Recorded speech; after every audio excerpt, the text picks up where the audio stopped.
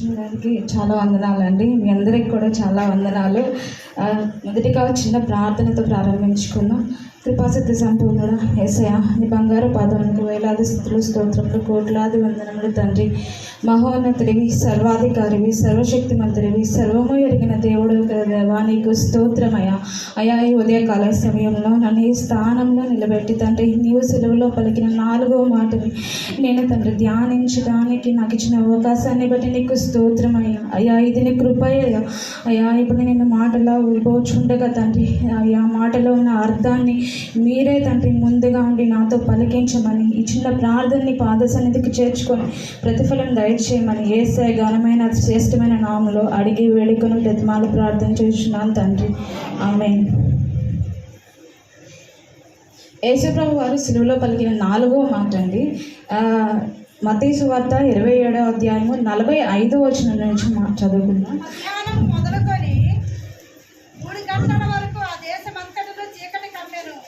ఇంచుమించు 3 గంటలప్పుడు యేసు ఏలీ ఏలీ లామా సబక్తాని అని దగ్గరగా కేక వేసెను. ఆ మాటకు నా దేవా నన్నెందుకు చేయి విడిచితివని అర్థము. చాలండి. యేసుప్రభు వారు మధ్యాహ్నం మొదలుకొని 3 గంటల వరకు ఆ దేశమంతటనే చీకటి కమ్మనండి. అంటే యేసుప్రభు వారు ఉదయం 9 గంటల వరకు సిలువ వేయబడ్డారండి. 9 గంటల నుంచి 12 గంటల వరకు ఆయన సిలువలో 3 మాటలు మాట్లాడారండి. ఫస్ట్ మాట ఏంటంటే ప్రజల గురించి మాట్లాడారు. అక్కడ ఉన్న యూదుల గురించి మాట్లాడారు, ప్రజల గురించి మాట్లాడారు. తండ్రి, వీరేమి చేస్తున్నారో వీరు ఎరుకని కనుక వీరిని దయతో క్షమించమని, అంటే క్షమించడం గురించి మాట్లాడారండి.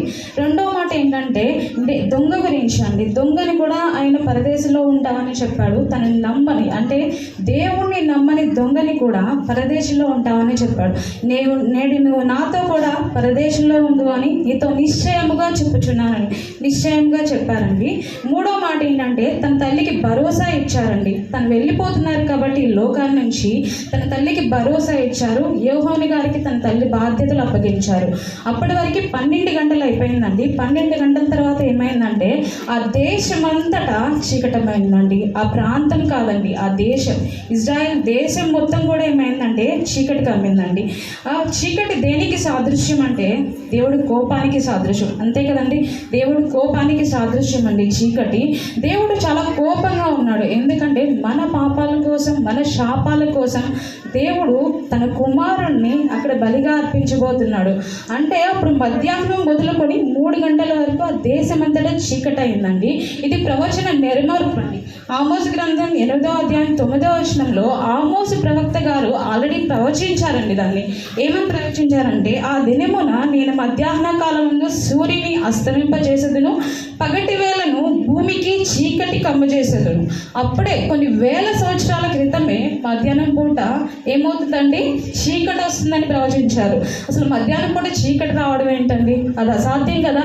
ఆ రోజు అమావాస్య కూడా కాదు, ఎలా చీకటి వస్తుందని. అయినా మధ్యాహ్నం చీకటి రావడం అంటే అప్పుడే యూదులు దాన్ని అబ్జర్వ్ చేసి ఉండాలి కదండి. ఈయన చాలా శక్తిమంతుడిని మనం ఏం చేస్తున్నాము, సిలువ వేస్తున్నామని వాళ్ళు గ్రహించాలి కదండి. వాళ్ళు గ్రహించలేదండి. అప్పుడు యేసుప్రభు వారు ఇంచుమించు 3 గంటలకండి, అంటే దేవుడు పలికిన రిమైనింగ్ 4 మాటలు కూడా ఇంచుమించు 3 గంటల ప్రాంతంలోనే పలికారండి. ఇంచుమించు 3 గంటలకి దేవుడు బిగ్గరగా పిలిచాడండి. ఏమని? ఏలీ ఏలీ లామా సబక్తాని, ఏలీ ఏలీ లామా సబక్తాని చాలా బిగ్గరగా కేకవేశాడు. ఏ మాట కూడా బిగ్గరగా చెప్పాడని లేదు. ఈ మాట మాత్రమే చాలా బిగ్గరగా, చాలా బాధతో చెప్పారండి. ఏలీ ఏలీ లామా సబక్తాని. అది యాక్చువల్లీ గ్రీకు భాష అండి. దాన్ని యేసుప్రభు వారు ఏలీ ఏలీ అంటే గ్రీకులో మాట్లాడారండి. లామా సబక్తాని అనే మాట అరమిక్ లాంగ్వేజ్లో మాట్లాడారు. ఇది direct form of Greek language. అది ఏమవుతుందంటే ఆ ప్రజలకి, అక్కడ ఉన్న యూదులకి ఆయన 2 భాషల్లో మాట్లాడేసరికి ఆయన ఏం మాట్లాడారో వాళ్ళు అబ్జర్వ్ చేయలేకపోయారు, గమనించుకోలేకపోయారు. వాళ్ళు ఏమనుకున్నారంటే ఈయన ఏలియాని పిలుస్తున్నారేమో. అంటే అప్పుడున్న యూదులు ఏలియాని ఒక గొప్ప ప్రవక్తలాగా భావించేవాళ్ళండి. ఏలియా వచ్చి వాళ్ళని కష్టాల్లో ఉన్నప్పుడు కానీ, బాధల్లో ఉన్నప్పుడు కానీ ఆయన రక్షిస్తాడని వాళ్ళు బిలీవ్ చేసేవాళ్ళు. అలానే ఏలియాని పిలుస్తున్నాడేమో, ఏలియాని సిలువ మీద నుంచి దింపమని అనడానికి పిలుస్తున్నాడేమోనని వాళ్ళు అనుకున్నారు. కానీ యేసు ప్రభు వారు ఎందుకు పిలిచారు, ఏం మాట్లాడారో అప్పుడే గ్రంథకర్తలు మనకు అర్థమయ్యేలాగా దాన్ని ట్రాన్స్లేట్ చేశారండి. ఆ మాటకి ఏంటండి అర్థం? నా దేవా నన్ను ఎందుకు చేయి విడిచితివి. నా దేవా ఇక్కడ సెంటెన్స్ లాంగ్వేజ్ చాలా ఇంపార్టెంట్ అండి. యేసుప్రభు వారు ఎప్పుడు కూడా బైబిల్లో దేవుడిని నా దేవా అని పిలవలేదు. ఎందుకంటే దేవుడు యేసుప్రభు వారికి దేవుడు కాదు కదండి. ఏంటది? తండ్రి. ఏం సంబోధించినా కానీ నా తండ్రి నామంలో మీకు స్వస్థత కలిగిన కాక, తండ్రి నామంలో ఈ కార్యం చేయుచున్నాను అని ప్రతిసారి కూడా ఏం పలికారంటే నా తండ్రి అని పలికారు. కానీ సిలువ మీద దేవుడు ఏం పలికాడండి? నా దేవా నన్ను ఎందుకు చేయి విడిచితివి అని పలికారు. అంటే యేసుప్రభు వారు ఎప్పుడు ఏం నమ్మేవాళ్ళంటే దేవుడు ఎప్పటికీ చేయి విడవడు, ఎప్పుడు నా చేయి పట్టుకుంటాడు, దేవుడు ఎప్పుడు నాతోనే ఉంటాడు అని ఎప్పుడు నమ్మేవాళ్ళండి. మనం చూస్తే యోహాను సువార్త 16వ అధ్యాయం 32వ వచనంలో ఆయన ఏమంటారంటే, అయితే నా తండ్రి నాతో ఉన్నాడు గనుక నేను ఒంటరిని కాను. అంటే తన శిష్యులతో అంటున్నాడు, మీ అందరూ వదిలిపెట్టేసి వెళ్ళిపోయినా, మీ అందరూ ఏంటంటే అటు వెళ్ళిపోయినా సరే దేవుడు మాత్రం నాతోనే ఉన్నాడు, కాబట్టి నాకేం భయం లేదు, నేను ఒంటరిని కాదు అన్నాడు. అదేవిధంగా యోహాను సువార్త 8వ అధ్యాయం 29వ వచనంలో నన్ను పంపిన వాడు నాకు తోడై ఉన్నాడు, ఆయనకి ఇష్టమైన కార్యము నేను ఎల్లప్పుడూ చేస్తాను గనుక ఆయన నన్ను ఒంటరిగా విడిచిపెట్టడు. ఆయనకి ఇష్టమైన కార్యం నేను ఎప్పుడు చేస్తాను కనుక ఆయన నన్ను ఎప్పటికీ విడిచిపెట్టడు, ఆయన నాకు తోడుగా ఉంటాడని ఫస్ట్ నుంచి యేసుప్రభు వారు బిలీవ్ చేసేవాళ్ళండి. అదే నమ్మకంతో ఉండేవాళ్ళు. ఆయన ఏ కార్యం చేసినా అదే చేసేవాళ్ళు. కానీ ఇక్కడ ఏమైంది? యేసుప్రభు వారు దేవుణ్ణి విడిచిపెట్టాడు. ఈ ఎడబాటు, ఈ స్పిరిచువల్ సపరేషన్, దీని గురించి యేసుప్రభు వారు ఎంతో వేదన పడ్డారండి, ఎంతో బాధపడ్డారు. దేవుడు తనని విడిచిపెడతాడని యేసుప్రభు వారికి ముందుగా తెలియదండి. తను మరణ శిక్ష అనుభవిస్తారని ముందుగా తెలియదా? తెలుసండి. మార్కు సువార్త 14వ అధ్యాయం 3వ వచనంలో అక్కడ ఒక స్త్రీ సీమోని ఇంటికి తన భోజనానికి వెళ్ళినప్పుడు ఒక స్త్రీ ఏం చేస్తుందంటే ఒక ఖరీదు గల వెరీ ఎక్స్పెన్సివ్ అత్తరు బుడ్డిని తీసి పగలగొట్టి యేసుప్రభు వారి తల మీద పోస్తుందండి. తల మీద పోసినప్పుడు అక్కడ ఉన్న శిష్యులు ఏం చేస్తారంటే అభ్యంతరపరుస్తారు దాన్ని. ఎందుకు అంత విలువైన అత్తరు బుడ్డిని తీసుకుని వేసి యేసుప్రభు మీద పోస్తావు, దాన్ని అమ్మేసి పిల్లలకి ఇస్తే వాళ్ళు బాగుపడతారు కదా అనేసి అభ్యంతరపడతారు. అప్పుడు యేసుప్రభు వారు ఏమంటారంటే అభ్యంతరపరచొద్దు, తనని అభ్యంతరపరచొద్దు. తను ఏం చేస్తుందంటే నా శరీరము, నా భూస్థాపన నిమిత్తము నా శరీరమును ముందుగా అభిషేకించను. అంటే యేసుప్రభు వారికి ముందే తెలుసండి ఆయన చనిపోతారని ముందే తెలుసు. తర్వాత అదే మార్కు సువార్త 14వ అధ్యాయం 36వ వచనంలో యేసుప్రభు గెత్సెమనే తోటలో రోజు రాత్రి చాలా చింతాక్రాంతుడనై ఉన్నాడు అని రాసిందండి. చింతాక్రాంతుడు అంటే చాలా మనోవేదనతో, చాలా ఆక్రోధనతో ఉన్నారండి. ఆక్రోధన ఇంగ్లీష్లో ఏమన్నారంటే క్రై ఆఫ్ యాంగ్విష్ అన్నారు. అంటే చాలా ఆక్రోధనలో, ఆవేదనలో, చాలా పెయిన్లో, చాలా బాధలో ఉన్నారండి. ఎందుకు బాధలో ఉన్నారంటే అక్కడ ఏమన్నారు దేవుడు? తండ్రి సాధ్యమైతే ఈ గిన్నె నా వద్ద నుండి తొలగించుము. ఓకే, తండ్రి సాధ్యమైతే ఈ గిన్నెను నా ఇద్దరి నుండి తొలగించుము అన్నారు. తర్వాత మళ్ళీ ఏమన్నారు? అయినను నా ఇష్ట ప్రకారం కాదు, నీ చిత్తమే జరిగించునుగాక అన్నారు. దేవుడు ఏమన్నారండి? మీ చిత్తమే జరిగించండి. నేను మరణానికి వెళ్ళడానికి నాకు ఎలాంటి అభ్యంతరము లేదు, నేను సిలువలో నా ప్రాణాన్ని అర్పించడానికి నాకు ఎలాంటి అభ్యంతరము లేదు. కానీ నేను ఒకే ఒక్క దానికోసం అభ్యంతరపడుతున్నాను. అది ఏంటి అంటే ఎడబాటు, స్పిరిచువల్ సపరేషన్.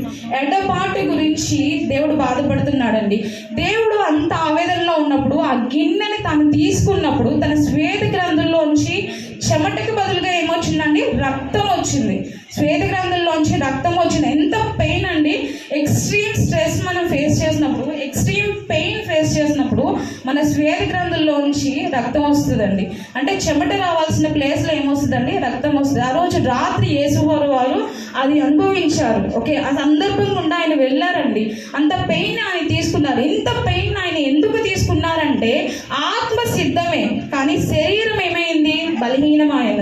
ఓకే, ఆయన దేనికోసం ఇబ్బంది పడ్డారంటే దేవుడు ఎక్కడ తనని చెయ్యి వదిలేస్తాడో, ఎక్కడ విడిచిపెడతాడో అని ఆయన ఎంతో ఆ రోజు రాత్రి బాధపడ్డాడండి, చింతాక్రాంతుడయ్యాడు. అదే సిచ్యువేషన్ రానే వచ్చిందండి మధ్యాహ్నం 3 గంటలకి. దేవుడు ఏమయ్యాడండి? నా దేవా నన్ను ఎందుకు చేయి విడిచింది? ఎందుకు చేయి విడిచాడండి యేసుప్రభు వారి చెయ్యి? తండ్రి విడవాల్సిన పని ఏముంది? ఎందుకు విడిచాడు అంటే, దేవుడు యేసు ప్రభు కన్నా మనల్ని ఎక్కువగా ప్రేమించాడు. అంతే కదండి, మనల్ని ఎక్కువగా ప్రేమించాడు. ఆయన యేసు ప్రభు వారి చేయి పట్టుకున్నంత సేపు మరణము ఆయన తాకను కూడా తాకలేదండి, ఆయన దగ్గరికి కూడా రాలేదు. ఎప్పుడైతే యేసు ప్రభు వారి చేయి దేవుడు విడుస్తాడో అప్పుడు మాత్రమే ఏమవుతుంది? మరణం ఆయన చెంతకి చేరుతుంది. అప్పుడు మాత్రమే దైవ కుమారుడు మరణిస్తే ఏమవుతుందండి? మన పాపానికి క్షమాపణ, మన శాపాలకి విమోచన, మన వ్యాధులకి ఏమవుతుందండి? స్వస్థత కలుగుతుంది. అందుకోసం ఏమైంది? దేవుడు యేసు ప్రభు వారు చేయి విడిచిపెట్టారండి. ఇక్కడ మనం చూస్తే యేసు ఆ క్షణంలో చాలా శారీరక, మానసిక, ఆత్మీయత ఆందోళనలో ఉన్నాడండి. ఓకే, ఆ సమయంలో మూడో మాట పలికే సమయంలో చాలా ఆందోళనలో ఉన్నాడు. అదేవిధంగా దేవుడు యేసు ప్రభు వారి చేయి విడిచిపెట్టడానికి మొదటి రీజన్ ఏంటంటే, పాపానికి బదులుగా యేసు ప్రభు వారు శిక్షను పొందారు. పాపానికి బదులుగా యేసు ప్రభు వారికి పాపం అంటే ఏంటో తెలుసా అండి? తెలీదు. ఆయనకి పాపం అంటే ఏంటో తెలియదండి. 1 పేతురు 2:22 ఆయన పాపము చేయనే లేదు అని ఉంది. ఆయనకి అసలు పాపమే తెలియదండి. హెబ్రీయులకు రాసిన పత్రిక 4:15 ఆయన పాపము లేనివాడిగా ఉన్నాడు అని చెప్పారండి. అదేవిధంగా 2 కొరింథీయులు 5:21 ఆయన పాపము తెలియని వాడై ఉండి దేవుడు అతనిని మన కొరకు పాపమయ్యాడు. ఆయనకి పాపం అనేది తెలియదండి. ఆ రోజు యూదులంతా కూడా ఆయన మీద ఏం పాపం మోపుదామా, ఏం చేద్దామా, ఏం చేశాడని చెప్దామా అని చాలా చాలా చాలా తలాంతులతో ఉన్నారు వాళ్ళు. ఏమని ఆలోచించారంటే ఫైనల్గా ఏం చెప్పారంటే, ఈయన ఈ దేవాలయాన్ని పడగొట్టి 3 రోజుల్లో కడతానన్నాడు ఒకటి. ఇంకోటి ఏంటంటే ఈయన నేనే రాజునని చెప్పుకుంటున్నాడు అని ఒకటి. ఇంకోటి ఏంటంటే ఈయన నేనే దేవుడికి సమానుడనని చెప్పుకుంటున్నాడు అని ఈ రీజన్స్తో, ఈ మాటలతో దేవుడిని ఏం చేశారండి? కలువరి గిరిపై వాళ్ళు ఎక్కించాలని, కలువరి శిలువపై ఎక్కించాలని వాళ్ళు భావించారు. వాళ్ళు భావించిన విధంగానే పొంతి పిలాతు అధికారం కింద ఏమయ్యాడండి? యేసు ప్రభు వారు సిలువ నొందారు. సిలువలో రానులా వేలాడారు. ఆయన పాపం ఎరుగని వాడండి, ఆయన పాపం తెలియని వాడు. కానీ మన కోసం, మన పాపాల కోసం, మనం చేసిన పాపాల కోసం ఆయన సిలువలో బలి అయ్యాడు. ఆయన పాపం ఎరుగని వాడు. అదేవిధంగా దేవుడు యెహోవా దేవుడు పాపము దేవుడి నుండి వేరుపరుస్తుంది. దేవుడి నుండి ఏం చేస్తుందండి? పాపం వేరుపరుస్తుంది. కాబట్టి ఆటోమేటిక్గా దేవుడు మన పాపం యేసు ప్రభు వారి మీద మోయబడింది కాబట్టి దేవుడు ఏం చేశాడండి? తన కుమారుని చెయ్యి విడిచిపెట్టాల్సి వచ్చింది. రెండవ రీజన్ ఏంటంటే, దేవుడు యేసు ప్రభు వారి చెయ్యి విడిచిపెట్టడానికి రెండవ రీజన్ ఏంటంటే, మనల్ని పాపము నుండి విడిపించడానికి, మనల్ని మరణము నుండి విడిపించడానికి. నార్మల్గా మరణాలు 3 రకాలు ఉంటాయండి. ఒకటి భౌతికమైన మరణం, ఫిజికల్ డెత్. మనకి తెలుసు ఫిజికల్ డెత్ అని. నార్మల్గా హ్యూమన్స్ మనం ఫేస్ చేసేది ఏంటంటే ఫిజికల్ డెత్. అంటే మన బాడీలోంచి మన ఆత్మ ఏమవుతుందని సపరేట్ అవుతుంది. దాని భౌతిక కాయం. నార్మల్గా ఎవరైనా చనిపోతే ఏమంటామంటే భౌతిక కాయం అంటాము. అది భౌతికమైన మరణం అండి. రెండవది ఏంటంటే ఆత్మీయమైన మరణం, స్పిరిచువల్ డెత్. స్పిరిచువల్ డెత్ని మనం మెయిన్గా ఎక్కడ ఫేస్ చేసామంటే ఆదాము అవ్వని కాలంలో ఎప్పుడైతే దేవుడు తినవద్దు అన్న ఫలాన్ని ఆదాము అవ్వ తినప్పుడు దేవుడికి ఆదాముకి ఉన్న సంబంధం, స్పిరిచువల్ ఆత్మీయ సంబంధం ఏవైతే ఉందో అదేమైందండి? సెపరేట్ అయిపోయింది, ఎడబాటు వచ్చింది. మనం అక్కడ స్పిరిచువల్ సెపరేషన్ని చూసామండి. తర్వాత మూడవది ఏంటంటే ఎటర్నల్ డెత్, నిత్య మరణం. ఓకే, రెండవ మరణం పాపం వల్ల మరణం అండి. ఓకే, ఈ 3 మరణాల నుంచి దేవుడు మనల్ని రక్షించడానికి, ఈ 3 మరణాలకి ఒకటే ఒక సొల్యూషన్, ఈ 3 మరణాల నుంచి మనల్ని రక్షించడానికి ఒకటే ఒక సొల్యూషన్ అండి. అదేంటంటే సిలువలో దేవుడు వేలాడాలి, సిలువలో దేవుడు మరణించాలి. ఈ వాటన్నిటి వల్ల దేవుడు యేసు ప్రభు వారిని, తన కుమారుణ్ణి ఏం చేశాడండి? చేయి విడిచాడు. అందుకు దేవుడు యేసు ప్రభు వారు ఏమన్నారంటే, నా దేవా ఎందుకు చేయి విడిచితివి అని అన్నాడు. ఓకే, అందుకు యేసుప్రభు వారు ఒకటి ఏం అర్థం చేసుకున్నారంటే, ఆయనకి ముందుగానే తెలుసండి, ఇవన్నీ తెలుసు. ఆయన ఎందుకు సిలువకు అప్పగిస్తున్నారో తెలుసు, ఎందుకు మ్రానులో వేలాడుతున్నారో తెలుసు, ఎందుకు అంత మందితో అంత అపహాస్యం చేయబడ్డారో కూడా ఆయనకి తెలుసు. అపహాస్యం చేయబడ్డారు, ఉమ్మి వేయబడ్డారు, కొట్టారు, చీదరించుకున్నారు, తన వస్త్రాలు చీట్లు వేశారు. ఎంత అవమానం అండి! మనలో ఎవరైనా ఒక మాట అంటేనే మనం తీసుకోలేం కదా. ఎంత అవమానం అది! ఎంత అవమానం గుండా వెళ్ళారు ఆయన, ఎంత అవమానపరచబడ్డారు. తను స్వస్థపరిచిన మనుష్యులే తన మీద తిరగబడ్డారు, తను బాగు చేసిన మనుష్యులే తన మీద తిరగబడ్డారు. అది ఎంత పెయిన్ఫుల్ అండి, ఎంత బాధ అయినా. అందుకే అంత ఆక్రోధనలో, అంత బాధలో ఆయన వెళ్ళినా కానీ ఎప్పుడు కూడా ఆయన బాధపడలేదు. ఒక్కసారి ఆయన బాధపడ్డారు. ఎప్పుడైతే దేవుడు తన చేతిని వదిలిపెట్టాడో అప్పుడు మాత్రమే యేసుప్రభు వారు బాధపడ్డారండి. అప్పుడు వరకు బాధపడలేదు. యేసుప్రభు వారు చేయి విడిచిపెట్టకపోతే దేవుడు, మనం పాపం నుంచి వేరు చేయబడలేమండి, మనం రక్షణ పొందలేం, మన శాపం నుంచి విడుదల పొందలేం, అపవిత్రత నుంచి విడుదల పొందలేం. అక్కడ చేయి విడవబడ్డాడు కాబట్టి, యేసుప్రభు వారు చేయి విడిచాడు కాబట్టి దేవుడు మన చేయి పట్టుకున్నాడు, మన చేయిని పట్టుకోగలిగాడండి. యేసుప్రభు వారికి దేవుడికి మనకి మధ్య ఉన్న బ్యారియర్, గోడ ఏదైతే ఉందో అది పగలగొట్టబడింది. మనం అంతా ఇక్కడ యునైట్ అయ్యామంటే, ఇక్కడ కూడామంటే ఆ రోజు యేసుప్రభు వారు మరణించడం వల్లే, సిలువలో అప్పగించడం వల్లే. ఇదంతా జరుగుతుందా అంటే ఆయన సిలువ అర్పణ వల్లే అండి. ఇప్పటికైనా సరే మనం ఆయన చేసిన త్యాగాన్ని మర్చిపెట్టకుండా, ఆయన చేసిన ప్రాణార్పణని మర్చిపోకుండా ఆయన అడుగుజాడల్లో నడవాలండి. ఆయన ఫస్ట్ థింగ్ ఏంటంటే, యేసుప్రభు వారు తన తండ్రి ఏదైతే చెప్పాడో అది చేశాడు. అది ఎంత పెయిన్ఫుల్ అయినా, ఎంత బాధ అయినా సరే, తన తండ్రి చనిపోమంటే చనిపోయాడు. ఇది అందరూ చేస్తారు. కానీ అంతమంది మాటలన్నా చీత్కరించుకున్నా, ఎంత హింసించినా కానీ తట్టుకొని ఆయన మరణం దాకా వెళ్ళాడండి. అంటే తండ్రి మాట విన్నాడు. మనం ఈ రోజుల్లో ఎంతమంది తండ్రి మాట వింటున్నామండి? మన ఆత్మీయ తండ్రి మాట ఎంతమంది వింటున్నాము? మనకి నార్మల్గా జనరల్గా ఉన్న తండ్రుల మాట ఎంతమంది వింటున్నాము? దేవుడు మాట ఎంతమంది వింటున్నాము? మనం మాట వినాలండి, దేవుడు మాట వినాలి. దేవుడు క్రీస్తులాగా మనం బ్రతకాలంటండి, అది అసాధ్యం. క్రీస్తులాగా మనం బ్రతకడం అనేది అసాధ్యం. ఆయన చాలా చాలా చాలా మార్చుకున్నాడు. చాలా అంటే చాలా ఆయన తగ్గించుకొని బ్రతికాడు. మనం అంతా తగ్గించుకొని బ్రతకడం అనేది అసాధ్యమైనా సరే, మనకి సాధ్యమైనంత వరకు అలా చేయాలండి, అలా బ్రతకగలగాలి. యేసు రెండవ రాకడలో వచ్చేప్పుడు మనం మారు మనసు పొంది, మనం దేవుడి వైపు తిరిగి, మనందరం కూడా ఆయన కొరకు సిద్ధ మనసులా ఉండాలండి. ఈ దేవుడి వాక్యం దీవించి కాపాడండి.